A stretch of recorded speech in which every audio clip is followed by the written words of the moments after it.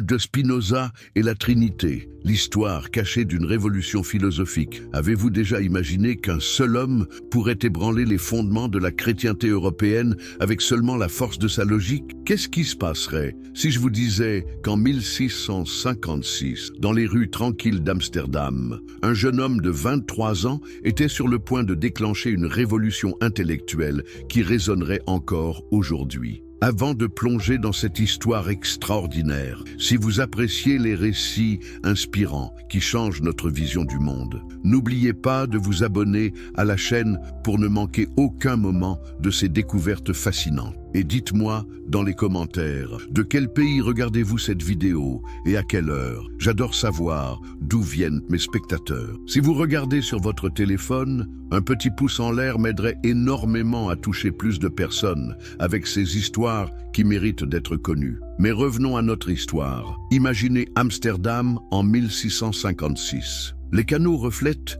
les façades élégantes des maisons de marchands. Les navires de la Compagnie des Indes orientales apportent des richesses du monde entier. Et dans ce creuset de prospérité et de tolérance relative, vit un jeune homme dont le nom deviendra synonyme de controverse intellectuelle, Baruch Spinoza. Pourquoi cet homme, né dans une famille juive respectable, éduqué dans les traditions ancestrales de son peuple, deviendrait-il l'un des penseurs les plus redoutés de son époque? Comment ses idées sur Dieu allaient-elles défier non seulement sa propre communauté, mais secouer les piliers même du christianisme européen? Aujourd'hui, nous allons explorer ensemble comment Spinoza, armé uniquement de sa raison et de sa logique implacable, a démontré que la Trinité, ce mystère central de la foi chrétienne, n'était qu'un mythe, une construction humaine sans fondement rationnel. Préparez-vous à un voyage qui bouleversera peut-être votre compréhension de la religion, de la philosophie et de la nature même de Dieu. De juge, le monde de Spinoza. Quand l'Europe tremblait sur ses fondations, pour comprendre la révolution spinozienne, nous devons d'abord plonger dans ce monde du XVIIe siècle où tout semblait possible, où les certitudes millénaires vacillaient sous les coups de boutoir de la raison naissante. Mais savez-vous réellement à quoi ressemblait l'Europe de cette époque? La Hollande du XVIIe siècle n'était pas seulement un pays, c'était un laboratoire de l'humanité. Imaginez, dans cette petite république marchande, coincée entre les grandes puissances européennes, se concentraient les esprits les plus brillants, les fortunes les plus considérables et les idées les plus audacieuses de l'époque. Mais comment ce petit territoire marécageux avait-il réussi à devenir le phare intellectuel de l'Europe? La réponse réside dans un mélange unique de liberté et de nécessité. Les Provinces-Unies venaient tout juste de conquérir leur indépendance face à l'Empire espagnol, après une guerre de 80 ans. Cette lutte acharnée pour la liberté avait forgé un esprit particulier, et celui de ne jamais accepter l'autorité sans questionnement. Les marchands hollandais, pragmatiques par nature, avaient compris qu'on ne fait pas fortune en s'encombrant de dogmes rigides. La tolérance n'était pas pour eux une vertu morale, c'était une nécessité économique. Mais cette tolérance avait ses limites, n'est-ce pas? Car même dans cette oasis de liberté relative, certaines questions demeuraient trop dangereuses pour être posées ouvertement. Et c'est précisément là que notre histoire devient fascinante. Amsterdam en 1630, année de naissance de Spinoza, bouillonnait d'une activité intellectuelle extraordinaire. René Descartes lui-même avait choisi de s'y installer pour échapper à la censure française. Dans les salons bourgeois, on débattait des dernières découvertes scientifiques de Galilée, on discutait des théories de Copernic, on s'interrogeait sur la nature de la matière et de l'esprit. Mais savez-vous ce qui rendait ces débats si explosifs? C'est que chaque nouvelle découverte scientifique, chaque nouvelle théorie philosophique venait ébranler un peu plus l'édifice religieux traditionnel. Si la Terre n'était plus le centre de l'univers, que devenait la place privilégiée de l'homme dans la création? Si les lois mathématiques pouvaient expliquer le mouvement des planètes, quel rôle restait-il à l'intervention divine? Ces questions, qui nous paraissent peut-être évidentes aujourd'hui, représentaient alors un séisme intellectuel dont nous peinons à mesurer l'ampleur. Dans ce contexte effervescent, grandit le jeune Baruch Spinoza. Né dans une famille de marchands juifs d'origine portugaise, il bénéficia d'une éducation exceptionnelle. Mais quelle éducation exactement? Et comment cette formation particulière allait-elle le préparer à devenir le penseur le plus radical de son époque? La communauté juive d'Amsterdam était unique en Europe. Composée principalement de Maranes, ces juifs ibériques qui avaient été forcés de se convertir au christianisme pendant l'Inquisition, mais avaient conservé secrètement leur foi, elle portait en elle une expérience particulière de la dissimulation et de la résistance intellectuelle. Ces hommes et ces femmes avaient appris, parfois au péril de leur vie, à distinguer entre vérité publique et conviction privée, entre conformisme apparent et recherche authentique. N'est-ce pas fascinant de penser que Spinoza hérita de cette tradition de résistance intellectuelle? Ses professeurs à l'école talmudique étaient des hommes qui avaient vécu dans leur chair l'expérience de la persécution religieuse. Ils savaient ce que coûte la fidélité à ses convictions. Mais ils savaient aussi, et c'est peut-être là le plus important, que toute vérité religieuse est susceptible d'être instrumentalisée par le pouvoir politique. L'éducation juive traditionnelle que reçut Spinoza était d'une richesse extraordinaire. Imaginez, dès l'âge de 7 ans, il étudiait l'hébreu, l'araméen, apprenait par cœur de vastes portions de la Bible et du Talmud. Mais ce n'était pas un apprentissage passif. La tradition talmudique encourage le débat, la controverse,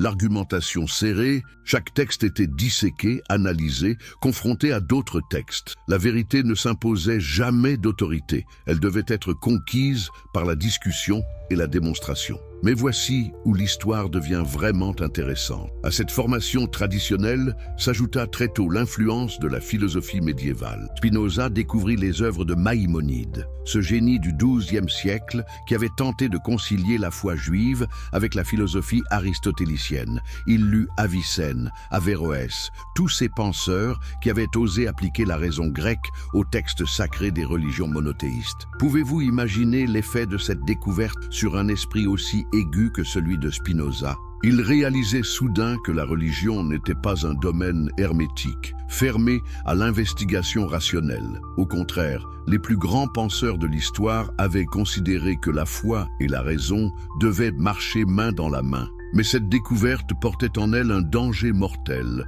Que se passerait-il si la raison et la foi entraient en conflit irréconciliable? L'adolescence de Spinoza coïncida avec l'arrivée en Hollande d'un événement intellectuel majeur, la diffusion de la philosophie cartésienne. René Descartes venait de publier son Discours de la méthode et ses Méditations métaphysiques. Ces œuvres bouleversaient la philosophie européenne en proposant une méthode universelle pour parvenir à la vérité, le doute méthodique et l'évidence rationnelle. Mais savez-vous ce que cette méthode avait de révolutionnaire? Elle ne reconnaissait aucune autorité extérieure à la raison elle-même. Ni la tradition, ni les Écritures, ni les pères de l'Église ne pouvaient imposer une vérité qui ne serait pas évidente à l'esprit. Pour la première fois dans l'histoire de la philosophie occidentale, un penseur affirmait que la raison humaine était souveraine dans la recherche de la vérité. L'impact de cette idée sur le jeune Spinoza fut considérable. Il comprit que la méthode cartésienne, appliquée avec rigueur, ne pouvait s'arrêter aux frontières convenables de la religion et de la politique. Si vraiment la raison était souveraine, alors tout devait passer au crible de l'examen rationnel, y compris et surtout les vérités les plus sacrées. C'est vers 1650, alors qu'il n'avait que 20 ans, que Spinoza commença à formuler les premières questions qui allaient le conduire à sa rupture avec la communauté juive d'Amsterdam. Ces questions, apparemment innocentes, portaient en elles une puissance destructrice que peu de gens mesuraient alors. Première question, si Dieu est vraiment infini, comme l'enseigne la tradition, peut-il y avoir quoi que ce soit d'autre que Dieu? Cette interrogation, qui peut nous sembler abstraite, remettait en cause la distinction fondamentale entre créateur et création sur laquelle reposent toutes les religions monothéistes. Deuxième question. Si les lois de la nature sont constantes et universelles, comme le montre la science moderne, quel sens donner aux miracles rapportés dans les Écritures? Cette question touchait au cœur de la crédibilité des textes sacrés. Troisième question, la plus dangereuse peut-être, si la raison peut démontrer l'existence de Dieu, comme le prétendent les philosophes, pourquoi les démonstrations rationnelles de Dieu ne correspondent-elles pas aux descriptions religieuses traditionnelles? Ces questions, Spinoza les posait avec l'innocence de la jeunesse et la rigueur de sa formation philosophique. Il ne cherchait pas à détruire la religion, il voulait la comprendre. Mais parfois, chercher à comprendre, n'est-ce pas déjà commencer à détruire? Les réactions ne se firent pas attendre. Les rabbins d'Amsterdam s'inquiétaient des questions de ce jeune homme trop brillant. Ils tentèrent d'abord la persuasion, puis les menaces. On lui proposa même, dit-on, une pension annuelle considérable s'il acceptait de garder ses doutes pour lui et de maintenir les apparences religieuses. Mais comment un esprit comme celui de Spinoza aurait-il pu accepter un tel compromis? N'avait-il pas appris, dans sa propre tradition, que la vérité était la valeur suprême? N'avait-il pas lu, chez Maïmonide, que la vérité ne craint pas l'examen? Comment aurait-il pu trahir ces enseignements au moment même où ils prenaient leur sens le plus profond? Le 27 juillet 1656, dans la synagogue portugaise d'Amsterdam, fut prononcé l'un des textes les plus terrifiants de l'histoire religieuse européenne. L'excommunication de Baruch Spinoza ne ressemblait à aucune autre. Écoutez ces mots qui résonnent encore aujourd'hui comme un tonnerre. Par la sentence des anges, par le jugement des saints, nous excommunions, chassons, maudissons et exécrons Baruch de Spinoza. Qu'il soit maudit le jour, qu'il soit maudit la nuit, qu'il soit maudit quand il se couche, et qu'il soit maudit quand il se lève, qu'il soit maudit quand il sort, et qu'il soit maudit quand il entre. Pourquoi une telle violence? Pourquoi cette haine dans les mots? C'est que les dirigeants de la communauté juive d'Amsterdam avaient compris quelque chose que beaucoup d'historiens ont longtemps négligé. Spinoza n'était pas seulement un jeune homme aux idées hétérodoxes. Il représentait un danger existentiel pour toute religion organisée. Car les questions qu'il posait ne concernaient pas seulement le judaïsme. Elles touchaient au fondement même de toute foi religieuse. Si Spinoza avait raison, si ses démonstrations étaient correctes, alors c'était l'ensemble de l'édifice religieux européen qui s'effondrait. Le judaïsme, le christianisme, l'islam, toutes ces traditions millénaires n'étaient plus que des constructions humaines, des mythes sublimes peut-être, mais des mythes néanmoins. Après son excommunication, Spinoza quitta Amsterdam et s'installa dans la petite ville de Rijnsburg, près de Leyde. Là, dans la solitude et le silence, il commença à rédiger l'œuvre qui allait révolutionner la pensée européenne. Mais savez-vous dans quelles conditions extraordinaires cette œuvre fut écrite? Spinoza vivait chichement, polissant des verres optiques pour gagner sa vie. Ce métier qu'il avait choisi délibérément n'était pas anodin. Polir des verres, c'est révéler la vérité cachée des choses, c'est permettre à l'œil de voir plus clairement. N'y a-t-il pas là une métaphore saisissante de son travail philosophique? Dans cette petite maison de Rijnsburg, entourée de ses livres et de ses instruments d'optique, Spinoza élaborait une philosophie qui allait ébranler l'Europe. Il correspondait avec les plus grands savants de son temps, Leibniz, Oldenburg, Huygens, mais il savait que ses idées étaient trop dangereuses pour être publiées ouvertement. C'est dans ce contexte qu'il commença à rédiger son analyse de la religion chrétienne et particulièrement sa critique de la doctrine trinitaire. Mais avant d'examiner cette critique, nous devons comprendre ce qu'était exactement cette doctrine de la Trinité qu'il s'apprêtait à démolir. Car comment peut-on juger une critique si on ne connaît pas précisément son objet? La doctrine trinitaire. Construction d'un mystère. Avez-vous déjà réfléchi à l'étrangeté de ce mystère central du christianisme? Comment 3 peut-il égaler 1? Comment des personnes distinctes peuvent-elles être un seul Dieu? Et surtout, comment cette doctrine, qui ne figure nulle part explicitement dans les évangiles, est-elle devenue le pilier central de la foi chrétienne? L'histoire de la Trinité est l'une des plus fascinantes et des plus troublantes de l'histoire religieuse occidentale. Elle nous montre comment une communauté de croyants, confrontée à des questions théologiques complexes, peut construire progressivement un système doctrinal si sophistiqué qu'il finit par occulter les interrogations qui lui ont donné naissance. Remontons aux origines. Dans les premiers écrits chrétiens, les lettres de Paul, les évangiles, les actes des apôtres, trouve-t-on trace d'une doctrine trinitaire? La réponse est troublante, absolument pas. Les premiers chrétiens étaient des juifs, élevés dans la tradition monothéiste la plus stricte.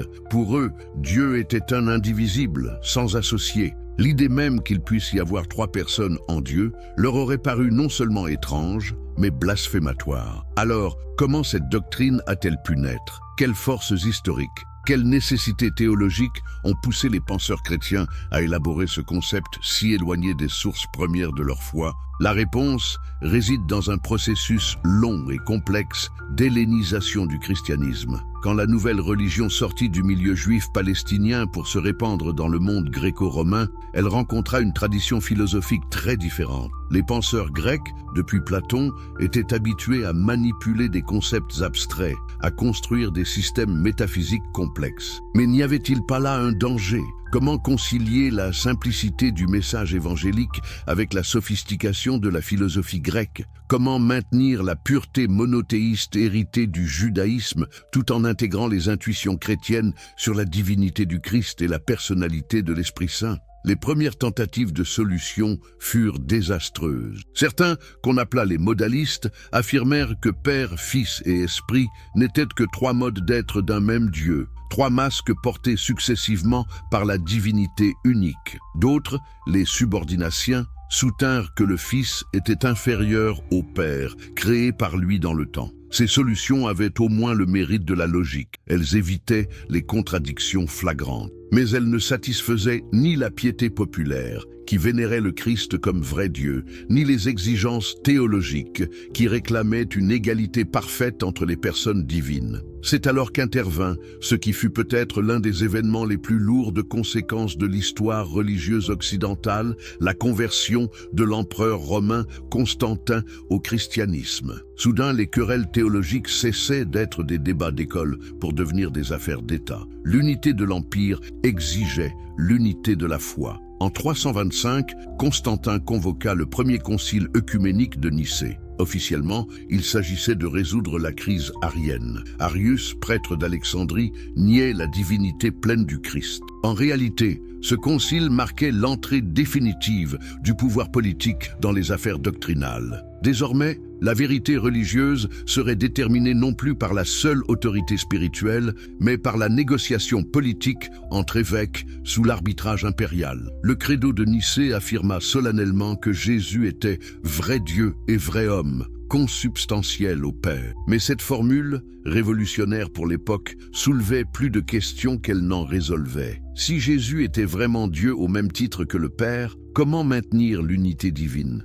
Et que faire de l'Esprit Saint dont les évangiles parlaient comme d'une réalité distincte? Il fallut attendre le concile de Constantinople en 381 pour voir s'ébaucher la doctrine trinitaire dans sa forme classique. L'Esprit Saint fut proclamé Seigneur et vivifiant, égal au Père et au Fils. Mais même alors, le mystère demeurait entier. Comment 3 personnes distinctes pouvaient-elles être un seul Dieu? Ce fut l'œuvre des grands théologiens du IVe et VIe siècle, les pères cappadociens, saint Augustin, de donner à cette doctrine sa formulation définitive. Leur génie fut de créer un vocabulaire technique si précis, si nuancé, qu'il rendait presque impossible toute critique venue de l'extérieur. Mais n'était-ce pas là précisément le problème? Saint Augustin, dans son monumental traité de la Trinité, développa une analogie qui allait dominer la théologie occidentale pendant plus de 1000 ans. De même, disait-il, que l'âme humaine possède mémoire,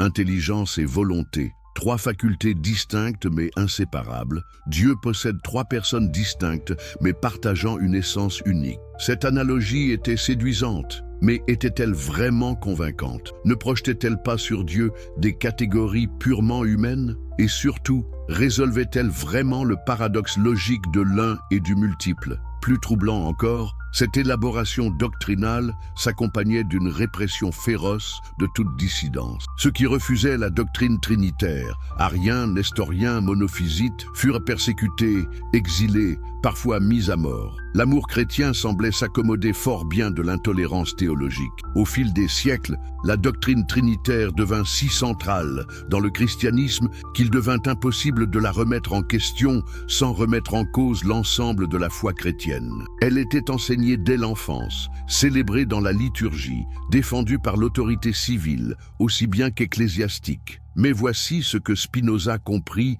avec une lucidité extraordinaire. Plus une doctrine est complexe, plus elle nécessite d'autorité extérieure pour être maintenue. Une vérité rationnelle se défend par elle-même. Un mystère ne peut subsister que par la foi et la soumission à l'autorité. Quand Spinoza a entrepris l'examen critique de la doctrine trinitaire, il ne partait pas d'un préjugé anti-religieux. Il appliquait simplement à cette doctrine la méthode d'investigation rationnelle qu'il appliquait à toute autre question. Mais cette méthode, nous allons le voir, allait se révéler destructrice.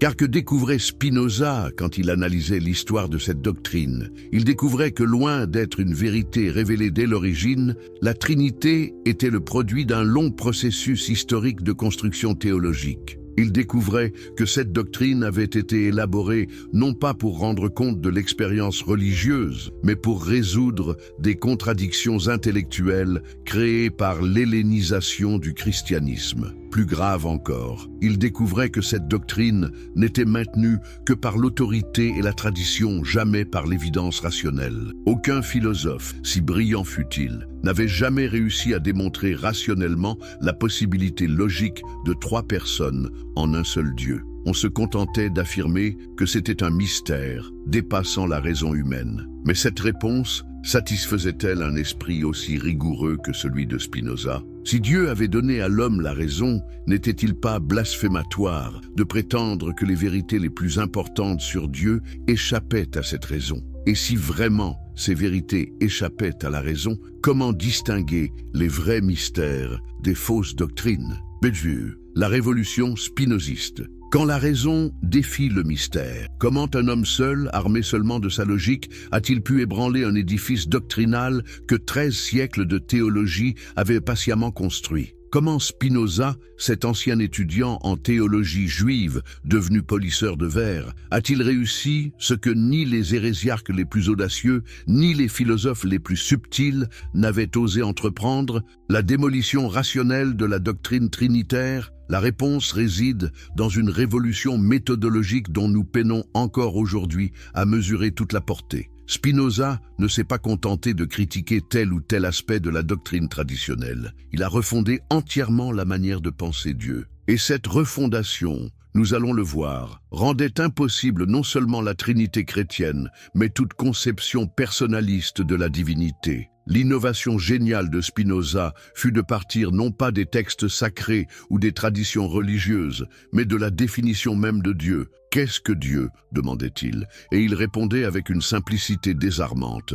Dieu est la substance absolument infinie, c'est-à-dire la substance constituée par une infinité d'attributs dont chacun exprime une essence éternelle et infinie. Cette définition, apparemment anodine, contenait une charge explosive. Car si Dieu est vraiment la substance absolument infinie, que peut-il y avoir d'autre que Dieu? Si Dieu possède tous les attributs possibles, s'il est tout ce qui peut être, comment quelque chose pourrait-il exister en dehors de lui? Spinoza en tirait une conclusion qui terrifiait ses contemporains. Dieu et la nature ne font qu'un. Deus sive natura, Dieu ou la nature. Cette formule lapidaire résumait toute sa philosophie. Il n'y a qu'une seule réalité, qu'on peut appeler indifféremment Dieu ou nature, selon qu'on considère sa cause ou ses effets. Mais mesurez-vous la portée révolutionnaire de cette idée? Si Dieu et la nature ne font qu'un, alors Dieu n'est pas un être personnel qui pourrait avoir des pensées, des sentiments, des décisions. Dieu n'est pas non plus transcendant au monde, puisqu'il est le monde lui-même considéré dans sa totalité et sa nécessité. Cette conception spinoziste de Dieu rendait immédiatement caduque toute la théologie traditionnelle. Comment imaginer une trinité dans un Dieu qui n'est même pas personnel? Comment parler de Père, de Fils et d'Esprit quand Dieu n'est que la nécessité même de la nature? Mais Spinoza ne s'arrêtait pas à ces considérations générales. Dans son traité théologico-politique, publié anonymement en 1670, il entreprit une analyse précise et impitoyable des textes sur lesquels se fondait la doctrine trinitaire. Et cette analyse révélait des failles béantes dans l'édifice dogmatique chrétien. Première découverte stupéfiante. Nulle part dans l'Ancien Testament, on ne trouve trace d'une pluralité en Dieu. Le monothéisme juif est absolu, sans compromis. Le schéma Israël, écoute Israël, l'Éternel notre Dieu, l'Éternel est un, ne laisse place à aucune ambiguïté. Comment les théologiens chrétiens avaient-ils pu prétendre trouver des préfigurations trinitaires dans des textes aussi clairement monothéistes? Deuxième découverte, plus troublante encore, les passages du Nouveau Testament sur lesquels s'appuyait la doctrine trinitaire étaient soit des interpolations tardives, soit des textes susceptibles d'interprétations très différentes de l'interprétation traditionnelle. Le fameux verset de la première épître de Jean, car il y en a trois qui rendent témoignage dans le ciel. Le Père, la Parole et l'Esprit Saint, et ces trois ne font qu'un, était manifestement un ajout postérieur, absent des manuscrits les plus anciens. Mais la critique la plus dévastatrice de Spinoza portait sur la logique même de la doctrine trinitaire. Comment trois personnes réellement distinctes pourraient-elles ne faire qu'un seul Dieu? Les théologiens répondaient que c'était par l'unité d'essence. Mais qu'est-ce que cela signifiait exactement? Si les trois personnes partagent vraiment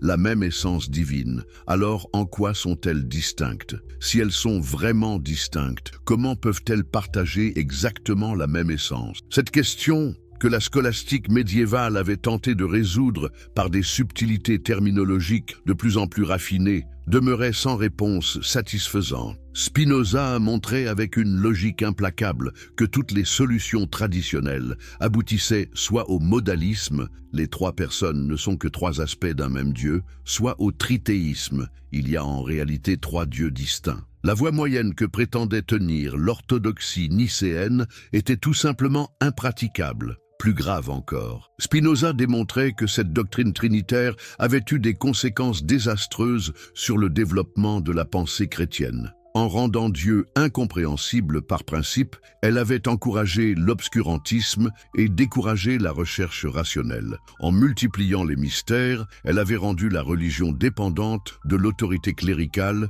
plutôt que de la conviction personnelle. Mais n'était-ce pas là précisément le but recherché? Spinoza suggérait que la complexification doctrinale n'était pas un accident, mais une stratégie délibérée de contrôle des consciences. Plus les dogmes étaient incompréhensibles, plus il fallait s'en remettre aux interprètes autorisés. Plus les mystères se multipliaient, plus l'autorité ecclésiastique devenait indispensable. Cette analyse sociologique de la doctrine trinitaire était peut-être plus subversive encore que la critique purement logique. Elle révélait les ressorts politiques cachés derrière l'élaboration théologique. Elle montrait comment une doctrine religieuse pouvait servir des intérêts de pouvoir plutôt que la recherche de la vérité. Spinoza avait-il pour autant l'intention de détruire toute religiosité? Absolument pas. Sa critique de la Trinité s'accompagnait d'une proposition constructive, retrouver une conception pure et rationnelle de Dieu, débarrassée des anthropomorphismes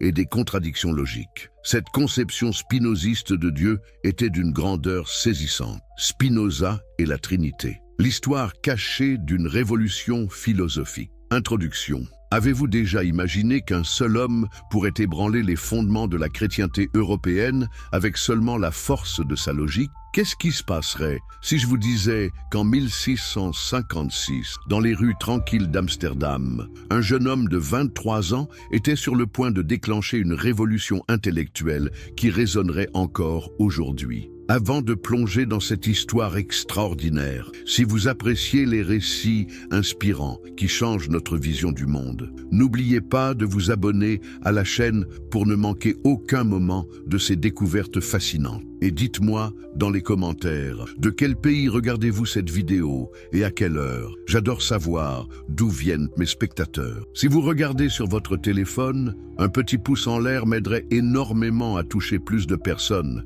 avec ces histoires qui méritent d'être connues. Mais revenons à notre histoire. Imaginez Amsterdam en 1656. Les canaux reflètent les façades élégantes des maisons de marchands. Les navires de la Compagnie des Indes orientales apportent des richesses du monde entier, Et dans ce creuset de prospérité et de tolérance relative, vit un jeune homme dont le nom deviendra synonyme de controverse intellectuelle, Baruch Spinoza. Pourquoi cet homme, né dans une famille juive respectable, éduqué dans les traditions ancestrales de son peuple, deviendrait-il l'un des penseurs les plus redoutés de son époque? Comment ses idées sur Dieu allaient-elles défier non seulement sa propre communauté, mais secouer les piliers même du christianisme européen? Aujourd'hui, nous allons explorer ensemble comment Spinoza, armé uniquement de sa raison et de sa logique implacable, a démontré que la Trinité, ce mystère central de la foi chrétienne, n'était qu'un mythe, une construction humaine sans fondement rationnel. Préparez-vous à un voyage qui bouleversera peut-être votre compréhension de la religion, de la philosophie et de la nature même de Dieu. Deux juges, le monde de Spinoza. Quand l'Europe tremblait sur ses fondations, pour comprendre la révolution spinozienne, nous devons d'abord plonger dans ce monde du XVIIe siècle où tout semblait possible, où les certitudes millénaires vacillaient sous les coups de boutoir de la raison naissante. Mais savez-vous réellement à quoi ressemblait l'Europe de cette époque? La Hollande du XVIIe siècle n'était pas seulement un pays, c'était un laboratoire de l'humanité. Imaginez, dans cette petite république marchande, coincée entre les grandes puissances européennes, se concentraient les esprits les plus brillants, les fortunes les plus considérables et les idées les plus audacieuses de l'époque. Mais comment ce petit territoire marécageux avait-il réussi à devenir le phare intellectuel de l'Europe? La réponse réside dans un mélange unique de liberté et de nécessité. Les Provinces-Unies venaient tout juste de conquérir leur indépendance face à l'Empire espagnol, après une guerre de 80 ans. Cette lutte acharnée pour la liberté avait forgé un esprit particulier, et celui de ne jamais accepter l'autorité sans questionnement. Les marchands hollandais, pragmatiques par nature, avaient compris qu'on ne fait pas fortune en s'encombrant de dogmes rigides. La tolérance n'était pas pour eux une vertu morale, c'était une nécessité économique. Mais cette tolérance avait ses limites, n'est-ce pas? Car même dans cette oasis de liberté relative, certaines questions demeuraient trop dangereuses pour être posées ouvertement. Et c'est précisément là que notre histoire devient fascinante. Amsterdam en 1630, année de naissance de Spinoza, bouillonnait d'une activité intellectuelle extraordinaire. René Descartes lui-même avait choisi de s'y installer pour échapper à la censure française. Dans les salons bourgeois, on débattait des dernières découvertes scientifiques de Galilée, on discutait des théories de Copernic, on s'interrogeait sur la nature de la matière et de l'esprit. Mais savez-vous, ce qui rendait ces débats si explosifs, c'est que chaque nouvelle découverte scientifique, chaque nouvelle théorie philosophique venait ébranler un peu plus l'édifice religieux traditionnel. Si la Terre n'était plus le centre de l'univers, que devenait la place privilégiée de l'homme dans la création? Si les lois mathématiques pouvaient expliquer le mouvement des planètes, quel rôle restait-il à l'intervention divine? Ces questions, qui nous paraissent peut-être évidentes aujourd'hui, représentaient alors un séisme intellectuel dont nous peinons à mesurer l'ampleur. Dans ce contexte effervescent, grandit le jeune Baruch Spinoza. Né dans une famille de marchands juifs d'origine portugaise, il bénéficia d'une éducation exceptionnelle. Mais quelle éducation exactement? Et comment cette formation particulière allait-elle le préparer à devenir le penseur le plus radical de son époque? La communauté juive d'Amsterdam était unique en Europe. Composée principalement de maranes, ces juifs ibériques qui avaient été forcés de se convertir au christianisme pendant l'Inquisition, mais avaient conservé secrètement leur foi, elle portait en elle une expérience particulière de la dissimulation et de la résistance intellectuelle. Ces hommes et ces femmes avaient appris, parfois au péril de leur vie, à distinguer entre vérité publique et conviction privée, entre conformisme apparent et recherche authentique. N'est-ce pas fascinant de penser que Spinoza hérita de cette tradition de résistance intellectuelle? Ses professeurs à l'école talmudique étaient des hommes qui avaient vécu dans leur chair l'expérience de la persécution religieuse. Ils savaient ce que coûte la fidélité à ses convictions. Mais ils savaient aussi, et c'est peut-être là le plus important, que toute vérité religieuse est susceptible d'être instrumentalisée par le pouvoir politique. L'éducation juive traditionnelle que reçut Spinoza était d'une richesse extraordinaire. Imaginez, dès l'âge de 7 ans, il étudiait l'hébreu, l'araméen, apprenait par cœur de vastes portions de la Bible, et du Talmud. Mais ce n'était pas un apprentissage passif. La tradition talmudique encourage le débat, la controverse, l'argumentation serrée. Chaque texte était disséqué, analysé, confronté à d'autres textes. La vérité ne s'imposait jamais d'autorité. Elle devait être conquise par la discussion et la démonstration. Mais voici où l'histoire devient vraiment intéressante. À cette formation traditionnelle s'ajouta très tôt l'influence de la philosophie médiévale. Spinoza découvrit les œuvres de Maïmonide, ce génie du XIIe siècle qui avait tenté de concilier la foi juive avec la philosophie aristotélicienne. Il lut Avicenne, Averroès, tous ces penseurs qui avaient osé appliquer la raison grecque aux textes sacrés des religions monothéistes. Pouvez-vous imaginer l'effet de cette découverte sur un esprit aussi aigu que celui de Spinoza? Il réalisait soudain que la religion n'était pas un domaine hermétique, fermé à l'investigation rationnelle. Au contraire, les plus grands penseurs de l'histoire avaient considéré que la foi et la raison devaient marcher main dans la main. Mais cette découverte portait en elle un danger mortel. Que se passerait-il si la raison et la foi entraient en conflit irréconciliable? L'adolescence de Spinoza coïncida avec l'arrivée en Hollande d'un événement intellectuel majeur, la diffusion de la philosophie cartésienne. René Descartes venait de publier son Discours de la méthode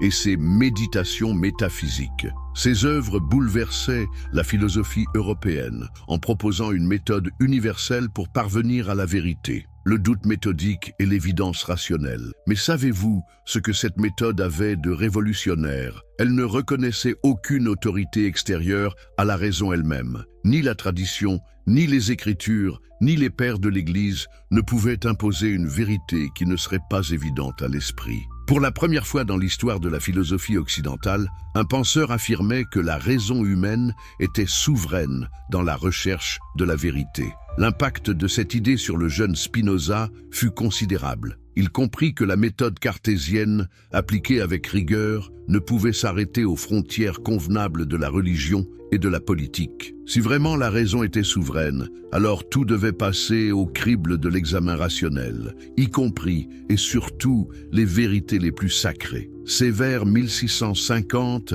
alors qu'il n'avait que 20 ans, que Spinoza commença à formuler les premières questions qui allaient le conduire à sa rupture avec la communauté juive d'Amsterdam. Ces questions, apparemment innocentes, portaient en elles une puissance destructrice que peu de gens mesuraient alors. Première question, si Dieu est vraiment infini, comme l'enseigne la tradition, peut-il y avoir quoi que ce soit d'autre que Dieu? Cette interrogation, qui peut nous sembler abstraite, remettait en cause la distinction fondamentale entre créateur et création sur laquelle reposent toutes les religions monothéistes. Deuxième question. Si les lois de la nature sont constantes et universelles, comme le montre la science moderne, quel sens donner aux miracles rapportés dans les Écritures? Cette question touchait au cœur de la crédibilité des textes sacrés. Troisième question, la plus dangereuse peut-être, si la raison peut démontrer l'existence de Dieu, comme le prétendent les philosophes, pourquoi les démonstrations rationnelles de Dieu ne correspondent-elles pas aux descriptions religieuses traditionnelles? Ces questions, Spinoza les posait avec l'innocence de la jeunesse et la rigueur de sa formation philosophique. Il ne cherchait pas à détruire la religion, il voulait la comprendre. Mais parfois, chercher à comprendre, n'est-ce pas déjà commencer à détruire? Les réactions ne se firent pas attendre. Les rabbins d'Amsterdam s'inquiétaient des questions de ce jeune homme trop brillant. Ils tentèrent d'abord la persuasion, puis les menaces. On lui proposa même, dit-on, une pension annuelle considérable s'il acceptait de garder ses doutes pour lui et de maintenir les apparences religieuses. Mais comment un esprit comme celui de Spinoza aurait-il pu accepter un tel compromis? N'avait-il pas appris dans sa propre tradition que la vérité était la valeur suprême? N'avait-il pas lu chez Maïmonide que la vérité ne craint pas l'examen? Comment aurait-il pu trahir ces enseignements au moment même où ils prenaient leur sens le plus profond? Le 27 juillet 1656, dans la synagogue portugaise d'Amsterdam, fut prononcé l'un des textes les plus terrifiants de l'histoire religieuse européenne. L'excommunication de Baruch Spinoza ne ressemblait à aucune autre. Écoutez ces mots qui résonnent encore aujourd'hui comme un tonnerre. Par la sentence des anges, par le jugement des saints, nous excommunions, chassons, maudissons et exécrons Baruch de Spinoza. qu'il soit maudit le jour, qu'il soit maudit la nuit, qu'il soit maudit quand il se couche, et qu'il soit maudit quand il se lève, qu'il soit maudit quand il sort, et qu'il soit maudit quand il entre. Pourquoi une telle violence? Pourquoi cette haine dans les mots? C'est que les dirigeants de la communauté juive d'Amsterdam avaient compris quelque chose que beaucoup d'historiens ont longtemps négligé. Spinoza n'était pas seulement un jeune homme aux idées hétérodoxes. Il représentait un danger existentiel pour toute religion organisée. Car les questions qu'il posait ne concernaient pas seulement le judaïsme. Elles touchaient au fondement même de toute foi religieuse. Si Spinoza avait raison, si ses démonstrations étaient correctes, alors c'était l'ensemble de l'édifice religieux européen qui s'effondrait. Le judaïsme, le christianisme, l'islam, toutes ces traditions millénaires n'étaient plus que des constructions humaines, des mythes sublimes peut-être, mais des mythes néanmoins. Après son excommunication, Spinoza quitta Amsterdam et s'installa dans la petite ville de Rijnsburg, près de Leyde. Là, dans la solitude et le silence, il commença à rédiger l'œuvre qui allait révolutionner la pensée européenne. Mais savez-vous dans quelles conditions extraordinaires cette œuvre fut écrite? Spinoza vivait chichement, polissant des verres optiques pour gagner sa vie. Ce métier qu'il avait choisi délibérément n'était pas anodin. Polir des verres, c'est révéler la vérité cachée des choses, c'est permettre à l'œil de voir plus clairement. N'y a-t-il pas là une métaphore saisissante de son travail philosophique? Dans cette petite maison de Rijnsburg, entourée de ses livres et de ses instruments d'optique, Spinoza élaborait une philosophie qui allait ébranler l'Europe. Il correspondait avec les plus grands savants de son temps, Leibniz, Oldenburg, Huygens, mais il savait que ses idées étaient trop dangereuses pour être publiées ouvertement. C'est dans ce contexte qu'il commença à rédiger son analyse de la religion chrétienne et particulièrement sa critique de la doctrine trinitaire. Mais avant d'examiner cette critique, nous devons comprendre ce qu'était exactement cette doctrine de la Trinité qu'il s'apprêtait à démolir. Car comment peut-on juger une critique si on ne connaît pas précisément son objet? La doctrine trinitaire. Construction d'un mystère. Avez-vous déjà réfléchi à l'étrangeté de ce mystère central du christianisme? Comment 3 peut-il égaler 1? Comment des personnes distinctes peuvent-elles être un seul Dieu? Et surtout, comment cette doctrine, qui ne figure nulle part explicitement dans les évangiles, est-elle devenue le pilier central de la foi chrétienne? L'histoire de la Trinité est l'une des plus fascinantes et des plus troublantes de l'histoire religieuse occidentale. Elle nous montre comment une communauté de croyants, confrontée à des questions théologiques complexes, peut construire progressivement un système doctrinal si sophistiqué qu'il finit par occulter les interrogations qui lui ont donné naissance. Remontons aux origines. Dans les premiers écrits chrétiens, les lettres de Paul, les évangiles, les actes des apôtres, trouve-t-on trace d'une doctrine trinitaire? La réponse est troublante, absolument pas. Les premiers chrétiens étaient des juifs, élevés dans la tradition monothéiste la plus stricte. Pour eux, Dieu était un indivisible, sans associé. L'idée même qu'il puisse y avoir 3 personnes en Dieu leur aurait paru non seulement étrange, mais blasphématoire. Alors, comment cette doctrine a-t-elle pu naître? Quelles forces historiques, quelles nécessités théologiques ont poussé les penseurs chrétiens à élaborer ce concept si éloigné des sources premières de leur foi? La réponse réside dans un processus long et complexe d'hellénisation du christianisme. Quand la nouvelle religion sortit du milieu juif palestinien pour se répandre dans le monde gréco-romain, elle rencontra une tradition philosophique très différente. Les penseurs grecs, depuis Platon, étaient habitués à manipuler des concepts abstraits, à construire des systèmes métaphysiques complexes. Mais n'y avait-il pas là un danger? Comment concilier la simplicité du message évangélique avec la sophistication de la philosophie grecque? Comment maintenir la pureté monothéiste héritée du judaïsme tout en intégrant les intuitions chrétiennes sur la divinité du Christ et la personnalité de l'Esprit Saint? Les premières tentatives de solution furent désastreuses. Certains, qu'on appela les modalistes, affirmèrent que Père, Fils et Esprit n'étaient que 3 modes d'être d'un même Dieu, 3 masques portés successivement par la divinité unique. D'autres, les subordinaciens, soutinrent que le Fils était inférieur au Père, créé par lui dans le temps. Ces solutions avaient au moins le mérite de la logique. Elles évitaient les contradictions flagrantes. mais elles ne satisfaisaient ni la piété populaire, qui vénérait le Christ comme vrai Dieu, ni les exigences théologiques, qui réclamaient une égalité parfaite entre les personnes divines. C'est alors qu'intervint ce qui fut peut-être l'un des événements les plus lourds de conséquences de l'histoire religieuse occidentale, la conversion de l'empereur romain Constantin au christianisme. Soudain, les querelles théologiques cessaient d'être des débats d'école pour devenir des affaires d'État. L'unité de l'Empire exigeait l'unité de la foi. En 325, Constantin convoqua le premier concile œcuménique de Nicée. Officiellement, il s'agissait de résoudre la crise arienne. Arius, prêtre d'Alexandrie, niait la divinité pleine du Christ. En réalité, ce concile marquait l'entrée définitive du pouvoir politique dans les affaires doctrinales. Désormais, la vérité religieuse serait déterminée non plus par la seule autorité spirituelle, mais par la négociation politique entre évêques sous l'arbitrage impérial. Le credo de Nicée affirma solennellement que Jésus était vrai Dieu et vrai homme, consubstantiel au Père. Mais cette formule, révolutionnaire pour l'époque, soulevait plus de questions qu'elle n'en résolvait. Si Jésus était vraiment Dieu au même titre que le Père, comment maintenir l'unité divine ? Et que faire de l'Esprit Saint dont les évangiles parlaient comme d'une réalité distincte? Il fallut attendre le concile de Constantinople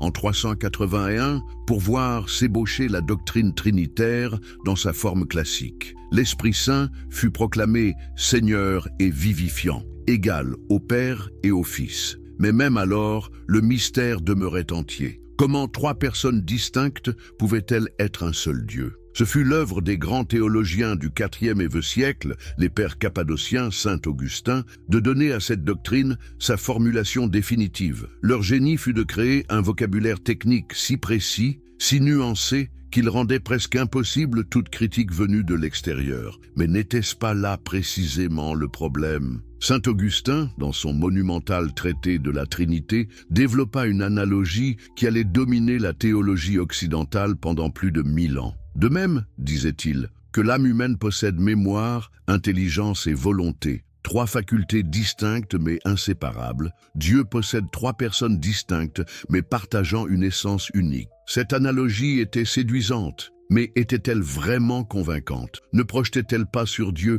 des catégories purement humaines? Et surtout, résolvait-elle vraiment le paradoxe logique de l'un et du multiple? Plus troublant encore, cette élaboration doctrinale s'accompagnait d'une répression féroce de toute dissidence. Ceux qui refusaient la doctrine trinitaire, ariens, nestoriens, monophysites, furent persécutés, exilés, parfois mis à mort. L'amour chrétien semblait s'accommoder fort bien de l'intolérance théologique. Au fil des siècles, la doctrine trinitaire devint si centrale dans le christianisme qu'il devint impossible de la remettre en question sans remettre en cause l'ensemble de la foi chrétienne. Elle était enseignée dès l'enfance, célébrée dans la liturgie, défendue par l'autorité civile, aussi bien qu'ecclésiastique.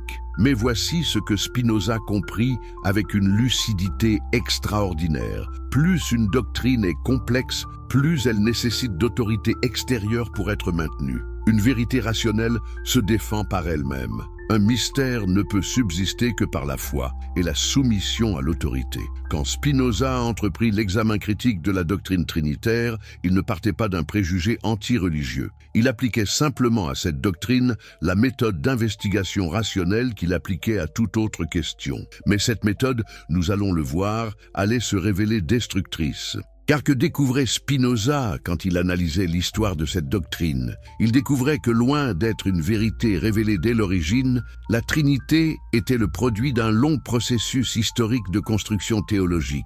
Il découvrait que cette doctrine avait été élaborée non pas pour rendre compte de l'expérience religieuse, mais pour résoudre des contradictions intellectuelles créées par l'hellénisation du christianisme. Plus grave encore, il découvrait que cette doctrine n'était maintenue que par l'autorité et la tradition, jamais par l'évidence rationnelle. Aucun philosophe, si brillant fût-il, n'avait jamais réussi à démontrer rationnellement la possibilité logique de trois personnes en un seul Dieu. On se contentait d'affirmer que c'était un mystère dépassant la raison humaine. Mais cette réponse satisfaisait-elle un esprit aussi rigoureux que celui de Spinoza? Si Dieu avait donné à l'homme la raison, n'était-il pas blasphématoire de prétendre que les vérités les plus importantes sur Dieu échappaient à cette raison? Et si vraiment ces vérités échappaient à la raison, comment distinguer les vrais mystères des fausses doctrines? Bedevue, la révolution spinoziste.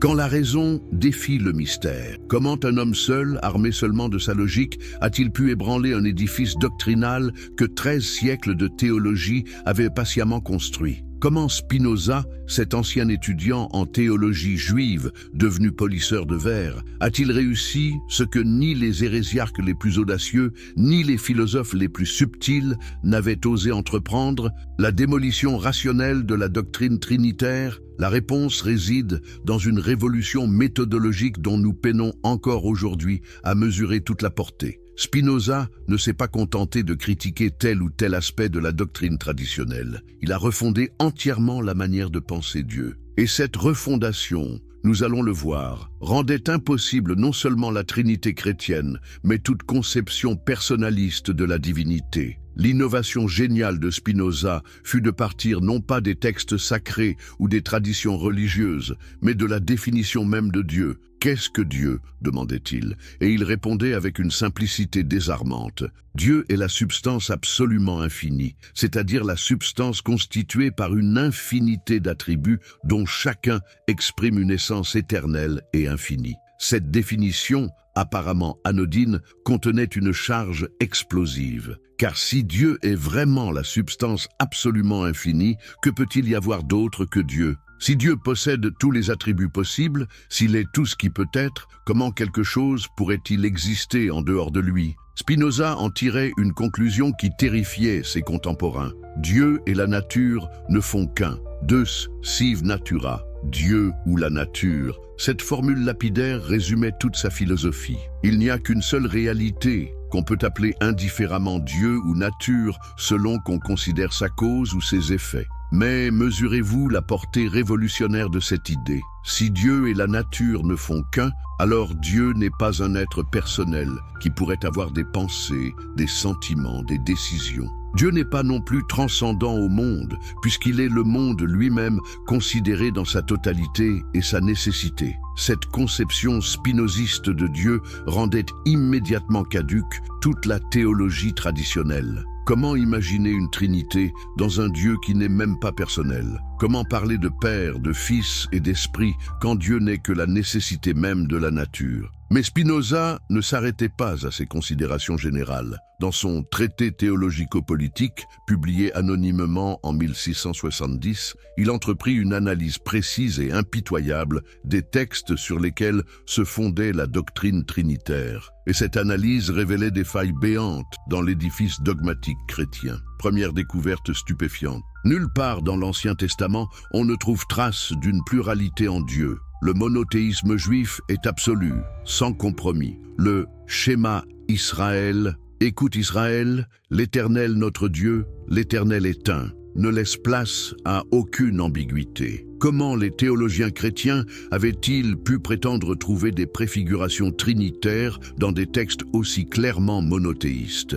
Deuxième découverte, plus troublante encore, les passages du Nouveau Testament sur lesquels s'appuyait la doctrine trinitaire étaient soit des interpolations tardives, soit des textes susceptibles d'interprétations très différentes de l'interprétation traditionnelle. Le fameux verset de la première épître de Jean, car il y en a 3 qui rendent témoignage dans le ciel. Le Père, la Parole et l'Esprit Saint, et ces 3 ne font qu'un, étaient manifestement un ajout postérieur, absent des manuscrits les plus anciens. Mais la critique la plus dévastatrice de Spinoza portait sur la logique même de la doctrine trinitaire. Comment 3 personnes réellement distinctes pourraient-elles ne faire qu'un seul Dieu? Les théologiens répondaient que c'était par l'unité d'essence. Mais qu'est-ce que cela signifiait exactement? Si les 3 personnes partagent vraiment la même essence divine, alors en quoi sont-elles distinctes? Si elles sont vraiment distinctes, comment peuvent-elles partager exactement la même essence? Cette question que la scolastique médiévale avait tenté de résoudre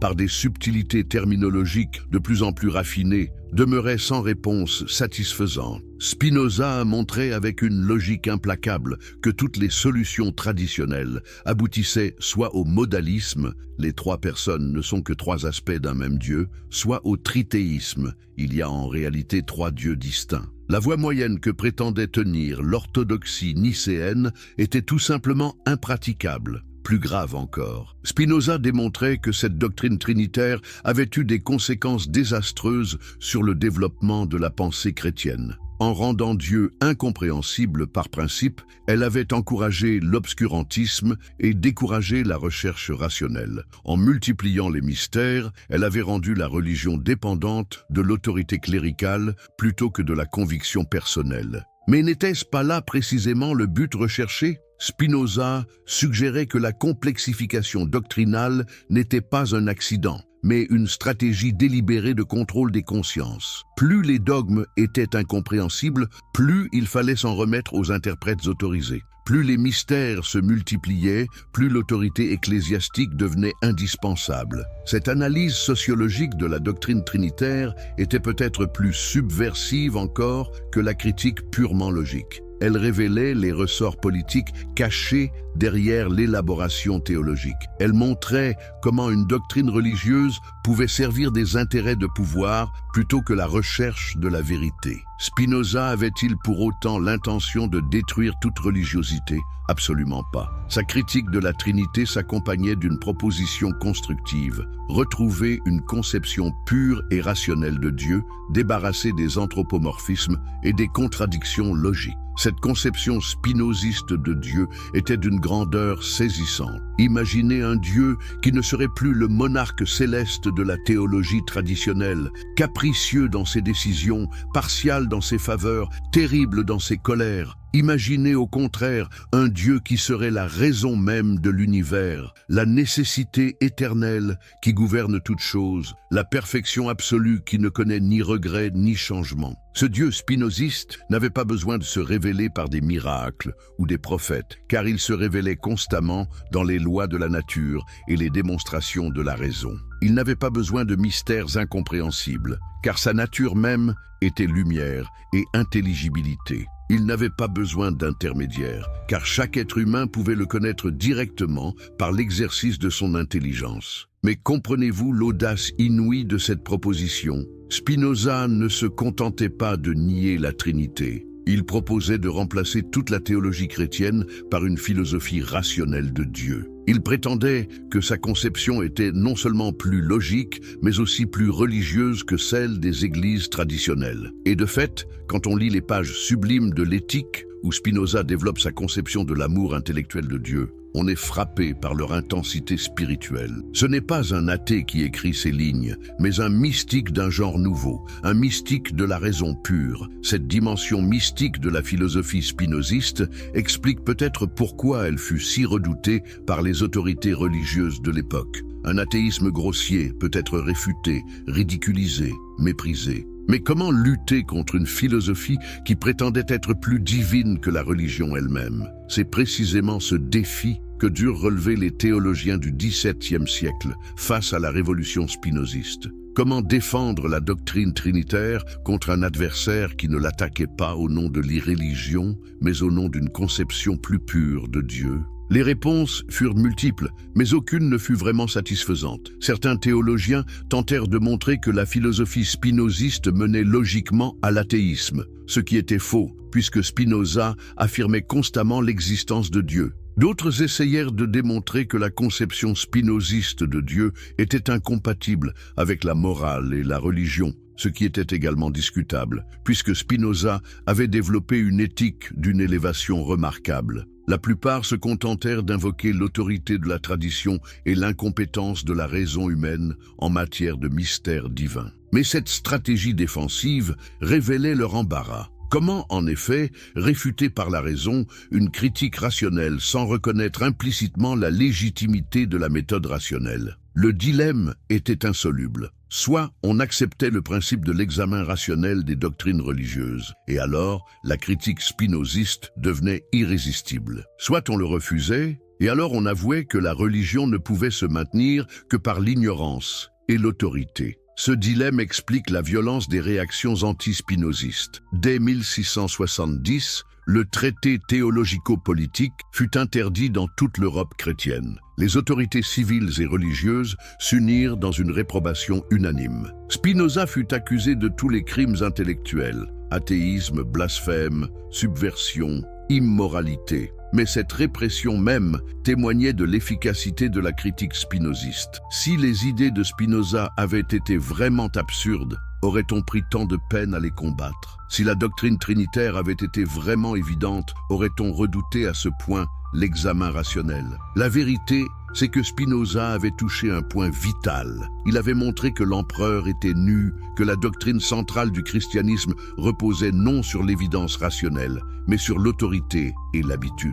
Cette découverte était si dangereuse qu'elle ne pouvait être tolérée dans l'Europe du XVIIe siècle. Pourtant, malgré toutes les censures, malgré toutes les persécutions, les idées de Spinoza continuèrent à se répandre. Elles circulaient sous le manteau, dans des cercles restreints d'intellectuels courageux. Elles influençaient secrètement des penseurs qui n'osaient pas les avouer publiquement. Car ces idées répondaient à un besoin profond de l'esprit moderne naissant. Le besoin de concilier la foi et la raison, la religion et la science, l'aspiration spirituelle et l'honnêteté intellectuelle. Spinoza offrait cette conciliation, mais au prix d'un abandon radical de la théologie traditionnelle. C'est cette alternative que l'Europe des Lumières allait devoir affronter. Ou bien maintenir les dogmes traditionnels au prix de l'obscurantisme, ou bien accepter la révolution spinoziste au prix d'une transformation radicale du christianisme. L'histoire a tranché. Même si le nom de Spinoza resta longtemps maudit dans les cercles religieux officiels, ses idées pénétrèrent progressivement la culture européenne. La critique biblique moderne, la théologie libérale, la philosophie des religions, toutes ces disciplines portent la marque de son influence. Aujourd'hui encore, quand un théologien moderne essaie de repenser la doctrine trinitaire pour la rendre acceptable à l'esprit contemporain, c'est avec les outils conceptuels forgés par Spinoza qu'il travaille, même s'il ne le reconnaît pas toujours. Car Spinoza n'a pas seulement critiqué une doctrine particulière, il a transformé la manière même de poser les questions religieuses. Après lui, il est devenu impossible de séparer complètement la foi de la raison, la théologie de la philosophie, l'autorité de l'évidence. Cette transformation était-elle un progrès ou une décadence? La question divise encore aujourd'hui. Ce qui est certain, c'est qu'elle était inévitable. L'esprit humain ne pouvait indéfiniment accepter des contradictions flagrantes au nom de la foi. Tôt ou tard, la raison devait revendiquer ses droits, même dans le domaine religieux. Spinoza eut le courage, ou l'imprudence, de franchir le premier ce pas décisif. Il paya cher cette audace, excommunication, solitude, persécution. Mais il légua à l'humanité un exemple impérissable de probité intellectuelle et de courage philosophique. Était-il dans l'erreur quand il niait la Trinité? Avait-il raison de prétendre que Dieu et la nature ne faisaient qu'un? Ces questions dépassent le cadre de cette analyse historique. Ce qui est indéniable, c'est qu'il posa ces questions avec une rigueur et une sincérité qui forcent le respect, même chez ceux qui n'acceptent pas ses conclusions. Et peut-être est-ce là l'essentiel. Dans un domaine où règne trop souvent le conformisme et la lâcheté intellectuelle, Spinoza nous rappelle que la vérité ne se découvre que par l'examen sans concession, même et surtout quand cet examen dérange nos convictions les plus chères. Les conséquences de cette révolution spinoziste se font encore sentir aujourd'hui. Chaque fois qu'un croyant s'interroge sur la rationalité de sa foi, chaque fois qu'un théologien tente de concilier tradition et modernité, chaque fois qu'un philosophe réfléchit sur les rapports entre religion et raison, l'ombre de Spinoza plane sur sa réflexion, car les questions qu'il a posées demeurent sans réponse définitive. Peut-on être religieux et rationnel à la fois? Les mystères de la foi sont-ils compatibles avec les exigences de la logique? L'autorité traditionnelle peut-elle résister indéfiniment à la critique rationnelle? Ces questions, Spinoza les a formulées avec une acuité qui n'a pas vieilli. Ces réponses peuvent être discutées, ces conclusions peuvent être rejetées. Mais ces questions, elles, restent incontournables pour quiconque veut penser sérieusement les rapports entre foi et raison. Et c'est peut-être là son plus grand titre de gloire, avoir posé les bonnes questions au bon moment. avec la courage et la lucidité nécessaires pour aller jusqu'au bout de sa logique, quelles qu'en soient les conséquences personnelles et sociales. Dans l'histoire de la pensée humaine, il y a peu d'exemples d'une telle intégrité intellectuelle. Spinoza reste un modèle pour tous ceux qui refusent de sacrifier la vérité à la commodité, la sincérité au conformisme, la recherche authentique aux certitudes confortables. Voilà pourquoi son nom, longtemps maudit, est aujourd'hui vénéré. Voilà pourquoi sa critique de la Trinité, si scandaleuse à son époque, nous apparaît aujourd'hui comme un moment décisif de l'émancipation de la pensée humaine. Que nous soyons croyants ou incroyants, chrétiens ou non chrétiens, nous sommes tous les héritiers de cette révolution spinoziste. Car elle a libéré l'intelligence humaine d'un carcan millénaire et ouvert des possibilités nouvelles de penser le divin, l'humain et leur rapport. Cette libération fut-elle entièrement bénéfique? L'avenir seul le dira. Ce qui est certain, c'est qu'elle était nécessaire et qu'elle s'est accomplie, pour une large part, grâce au courage d'un homme qui préféra la vérité difficile au mensonge confortable, la solitude de la recherche aux honneurs de la conformité. En cela, Spinoza reste notre contemporain. À une époque où les dogmatismes de toutes sortes prétendent encore imposer leur vérité sans examen, où l'autorité tente encore de suppléer à l'évidence, son exemple garde toute sa valeur. Car la leçon de Spinoza dépasse largement la question de la Trinité chrétienne. Elle concerne la méthode même de la recherche de la vérité, les droits de la raison face aux prétentions de l'autorité, le courage nécessaire pour penser librement dans un monde qui préfère souvent les certitudes faciles aux questions difficiles. En ce sens, la révolution spinoziste continue. Chaque fois qu'un esprit libre refuse de s'incliner devant une affirmation non démontrée, chaque fois qu'un chercheur préfère l'incertitude de la recherche aux certitudes dogmatiques, l'œuvre de Spinoza se poursuit. Et c'est peut-être cela, finalement, l'héritage le plus précieux de ce polisseur de verre, devenu l'un des plus grands philosophes de l'humanité. Nous avoir appris que la vérité ne se reçoit pas, mais se conquiert, qu'elle ne s'impose pas par l'autorité, mais se démontre par la raison, et qu'elle vaut tous les sacrifices, y compris celui de nos illusions les plus chères. Conclusion finale. Nous voici arrivés au terme de cette exploration de l'une des révolutions intellectuelles les plus audacieuses de l'histoire humaine. De l'Amsterdam prospère du XVIIe siècle aux implications contemporaines de la pensée spinoziste, nous avons suivi le parcours extraordinaire d'un homme qui eut le courage de remettre en question l'une des doctrines les plus sacrées de son époque. Qu'avons-nous appris de cette aventure intellectuelle? Que la vérité ne connaît pas de domaine interdit, qu'aucune autorité ne peut durablement s'opposer à l'exigence rationnelle, et que les questions les plus dérangeantes sont souvent les plus nécessaires. Spinoza n'a pas détruit la Trinité par esprit de destruction, mais par amour de la cohérence et de la vérité. Sa critique, implacable dans sa logique, était animée par une exigence spirituelle authentique, retrouver une conception pure de Dieu, libéré des anthropomorphismes et des contradictions. Que l'on adhère ou non à ses conclusions,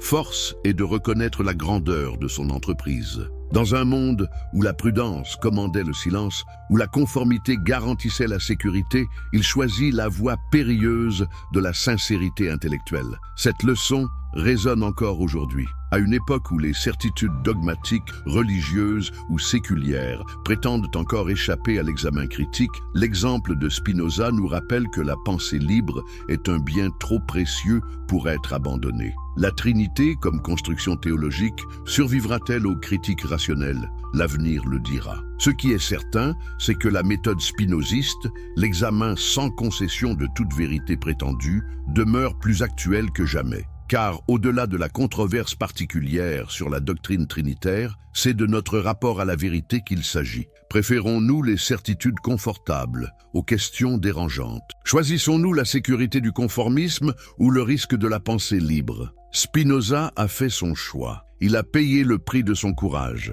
solitude, incompréhension, persécution. Mais il nous a légué un exemple impérissable de ce que peut accomplir l'intelligence humaine quand elle refuse de s'incliner devant l'autorité non justifiée. Que nous soyons croyants ou incroyants, son message nous concerne tous, car il ne s'agit pas seulement de théologie, mais de la dignité même de la pensée humaine. Spinoza nous rappelle que nous avons le droit et peut-être le devoir de penser par nous-mêmes, même quand cette pensée nous mène sur des chemins inconnus. En cela, ce polisseur de verre du XVIIe siècle reste notre guide et notre inspirateur. Il nous montre qu'un homme seul, armé de sa seule raison, peut ébranler les certitudes d'une époque et ouvrir des voies nouvelles à l'humanité pensante. L'histoire jugera si Spinoza avait raison sur le fond. Ce qui est indiscutable, c'est qu'il avait raison sur la méthode. La vérité ne se découvre que par l'examen libre et rigoureux,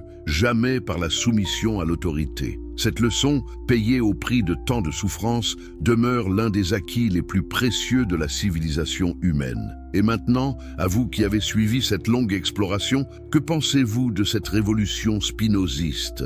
Les arguments de ce philosophe maudit vous semblent-ils convaincants? Ou croyez-vous que certaines vérités échappent nécessairement à la raison humaine? Dites-le nous dans les commentaires. Partagez cette réflexion avec ceux qui s'interrogent sur les rapports entre foi et raison. Et n'oubliez pas de vous abonner si vous voulez continuer à explorer avec nous ces grandes questions qui façonnent notre humanité. Car c'est cela, finalement, l'héritage de Spinoza. Nous avoir appris que philosopher, c'est avoir le courage de penser librement, même quand cette liberté dérange, même quand elle coûte cher, même quand elle nous mène vers des horizons inconnus. Dans un monde qui a encore tant besoin de cette liberté de penser, la leçon de Spinoza garde toute sa valeur. Puisse-t-elle inspirer d'autres courages, susciter d'autres questionnements, ouvrir d'autres chemins vers cette vérité que l'humanité cherche depuis toujours, parfois en tremblant, mais toujours avec espoir. Buveur, l'héritage secret.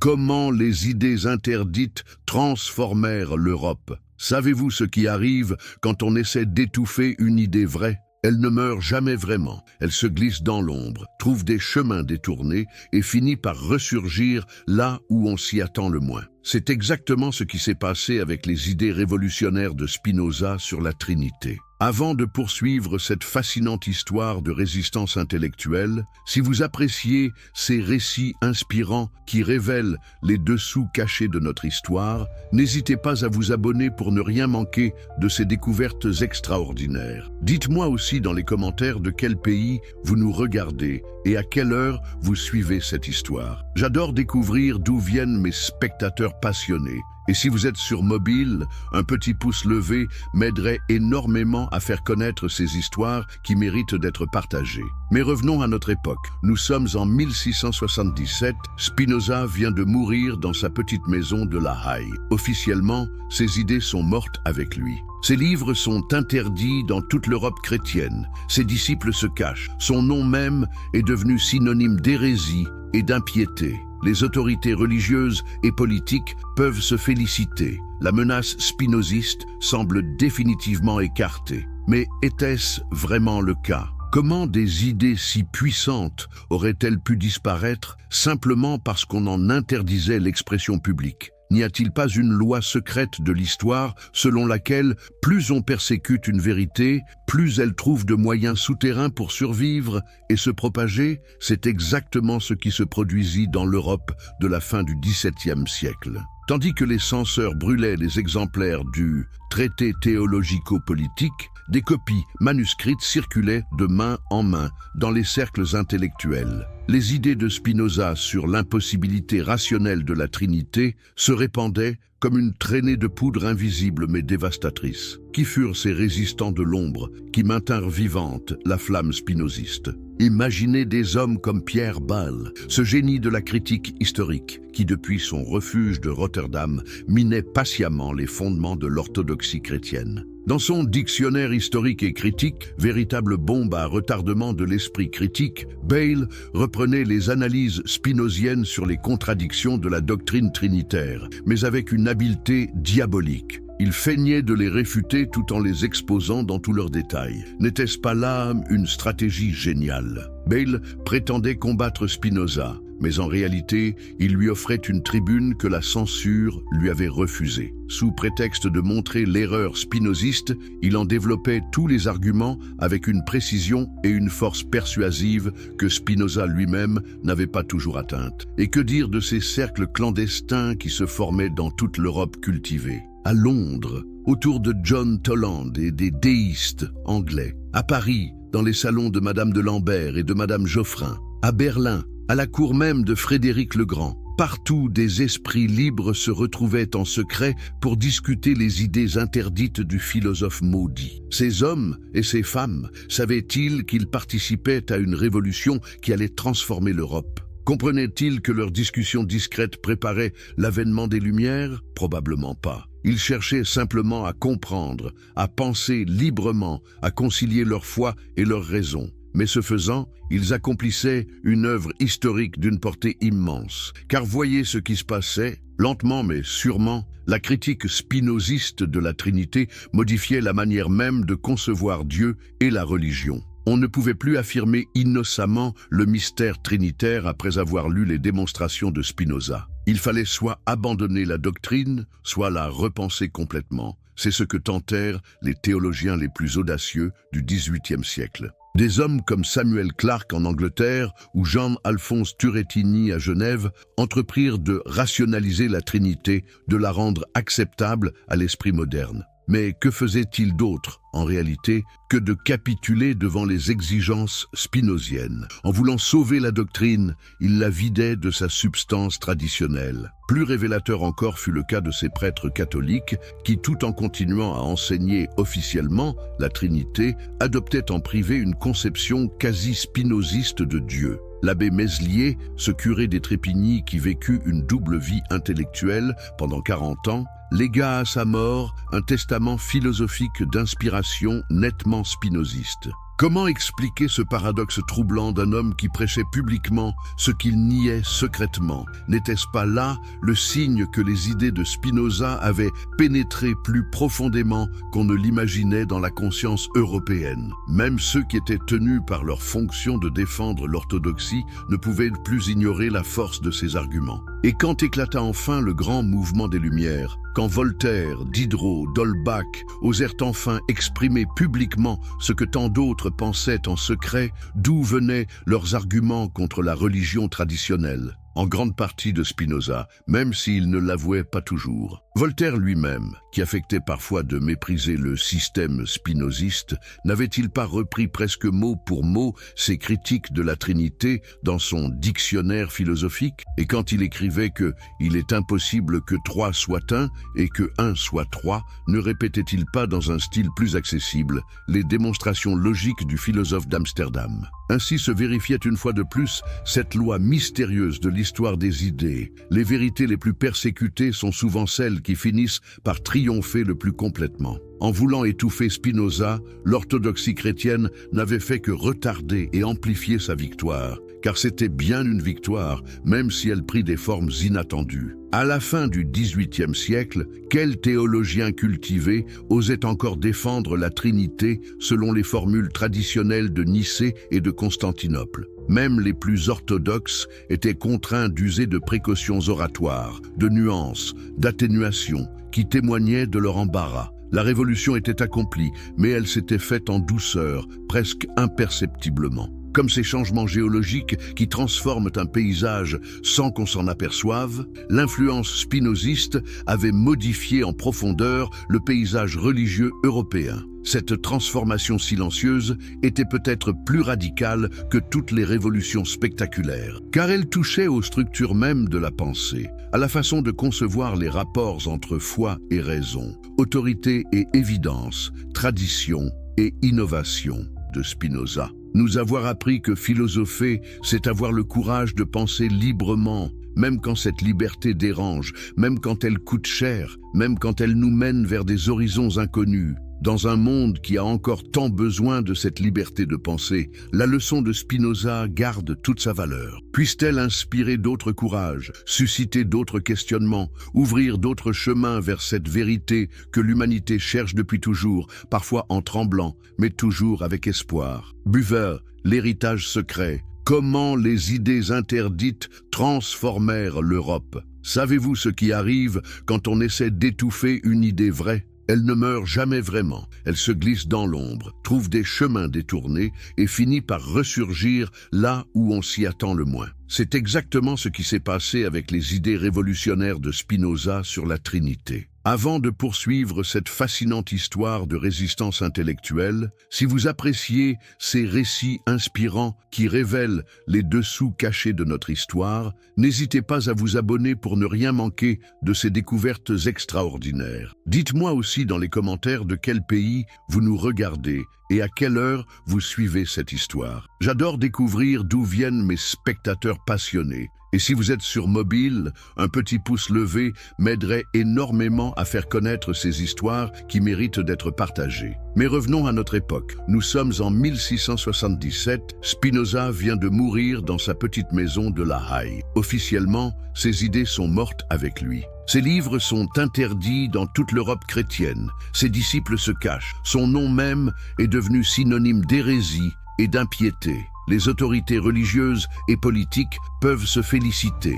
La menace spinoziste semble définitivement écartée. Mais était-ce vraiment le cas? Comment des idées si puissantes auraient-elles pu disparaître simplement parce qu'on en interdisait l'expression publique? N'y a-t-il pas une loi secrète de l'histoire selon laquelle plus on persécute une vérité, plus elle trouve de moyens souterrains pour survivre et se propager? C'est exactement ce qui se produisit dans l'Europe de la fin du XVIIe siècle. Tandis que les censeurs brûlaient les exemplaires du traité théologico-politique, des copies manuscrites circulaient de main en main dans les cercles intellectuels. Les idées de Spinoza sur l'impossibilité rationnelle de la Trinité se répandaient comme une traînée de poudre invisible mais dévastatrice. Qui furent ces résistants de l'ombre qui maintinrent vivante la flamme spinoziste? Imaginez des hommes comme Pierre Bayle, ce génie de la critique historique, qui depuis son refuge de Rotterdam minait patiemment les fondements de l'orthodoxie chrétienne.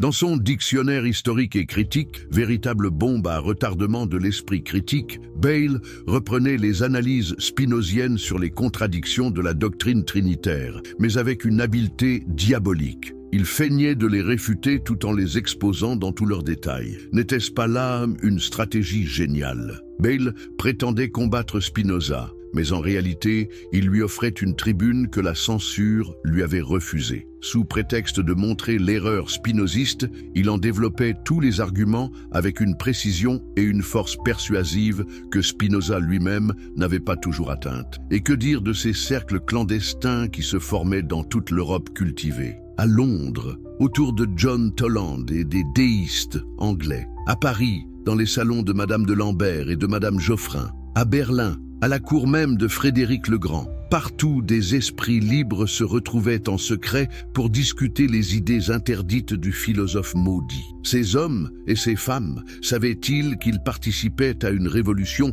qui allait transformer l'Europe? Comprenaient-ils que leurs discussions discrètes préparaient l'avènement des Lumières? Probablement pas. Ils cherchaient simplement à comprendre, à penser librement, à concilier leur foi et leur raison. Mais ce faisant, ils accomplissaient une œuvre historique d'une portée immense. Car voyez ce qui se passait, lentement mais sûrement, la critique spinoziste de la Trinité modifiait la manière même de concevoir Dieu et la religion. On ne pouvait plus affirmer innocemment le mystère trinitaire après avoir lu les démonstrations de Spinoza. Il fallait soit abandonner la doctrine, soit la repenser complètement. C'est ce que tentèrent les théologiens les plus audacieux du XVIIIe siècle. Des hommes comme Samuel Clarke en Angleterre ou Jean-Alphonse Turrettini à Genève entreprirent de rationaliser la Trinité, de la rendre acceptable à l'esprit moderne. Mais que faisait-il d'autre, en réalité, que de capituler devant les exigences spinoziennes? En voulant sauver la doctrine, il la vidait de sa substance traditionnelle. Plus révélateur encore fut le cas de ces prêtres catholiques qui, tout en continuant à enseigner officiellement la Trinité, adoptaient en privé une conception quasi spinoziste de Dieu. L'abbé Meslier, ce curé des Trépigny qui vécut une double vie intellectuelle pendant 40 ans, légua à sa mort un testament philosophique d'inspiration nettement spinoziste. Comment expliquer ce paradoxe troublant d'un homme qui prêchait publiquement ce qu'il niait secrètement? N'était-ce pas là le signe que les idées de Spinoza avaient pénétré plus profondément qu'on ne l'imaginait dans la conscience européenne? Même ceux qui étaient tenus par leur fonction de défendre l'orthodoxie ne pouvaient plus ignorer la force de ses arguments. Et quand éclata enfin le grand mouvement des Lumières, quand Voltaire, Diderot, d'Holbach osèrent enfin exprimer publiquement ce que tant d'autres pensaient en secret, d'où venaient leurs arguments contre la religion traditionnelle, en grande partie de Spinoza, même s'il ne l'avouait pas toujours. Voltaire lui-même, qui affectait parfois de mépriser le système spinoziste, n'avait-il pas repris presque mot pour mot ses critiques de la Trinité dans son dictionnaire philosophique? Et quand il écrivait que « il est impossible que 3 soit 1 et que 1 soit 3 », ne répétait-il pas dans un style plus accessible les démonstrations logiques du philosophe d'Amsterdam? Ainsi se vérifiait une fois de plus cette loi mystérieuse de l'histoire des idées. Les vérités les plus persécutées sont souvent celles qui finissent par triompher le plus complètement. En voulant étouffer Spinoza, l'orthodoxie chrétienne n'avait fait que retarder et amplifier sa victoire, car c'était bien une victoire, même si elle prit des formes inattendues. À la fin du XVIIIe siècle, quel théologien cultivé osait encore défendre la Trinité selon les formules traditionnelles de Nicée et de Constantinople? Même les plus orthodoxes étaient contraints d'user de précautions oratoires, de nuances, d'atténuation, qui témoignaient de leur embarras. La révolution était accomplie, mais elle s'était faite en douceur, presque imperceptiblement. Comme ces changements géologiques qui transforment un paysage sans qu'on s'en aperçoive, l'influence spinoziste avait modifié en profondeur le paysage religieux européen. Cette transformation silencieuse était peut-être plus radicale que toutes les révolutions spectaculaires, car elle touchait aux structures mêmes de la pensée, à la façon de concevoir les rapports entre foi et raison, autorité et évidence, tradition et innovation.